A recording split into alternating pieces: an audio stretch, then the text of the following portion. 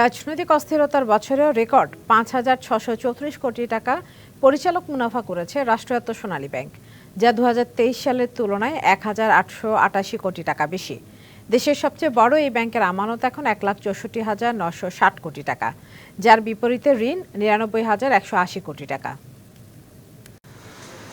২০২৪ সালে সরকার পতন ও রাজনৈতিক অস্থিরতায় ব্যবসা বাণিজ্য ব্যাহত হলেও এর তেমন কোনো প্রভাব নেই সোনালী ব্যাংকের মুনাফায়। বৃহস্পতিবার ব্যাংকের প্রধান কার্যালয়ে আয়োজিত এক সংবাদ সম্মেলনে যেমনটি বলছিলেন ব্যবস্থাপনা পরিচালক। ব্যবসা বাণিজ্যের অনুকূল পরিবেশ ততটা ছিল না, তারপরেও টোটাল ডিপোজিট আমাদের বেড়ে দাঁড়িয়েছে ১,৬৪,৯৫৯ কোটি টাকা।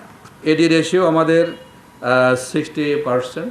অপারেটিং প্রফিট এবার আমাদের ৫,৬৩৪ কোটি টাকা।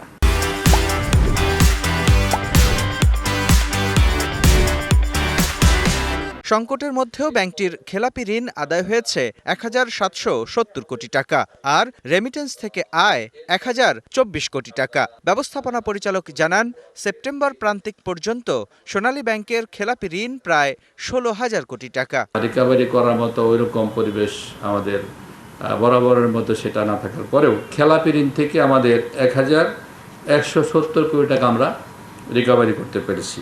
২০২৪ সালে কেবল এসএমই খাতেই সোনালী ব্যাংক বিনিয়োগ করেছে ৩,৫০০ কোটি টাকা।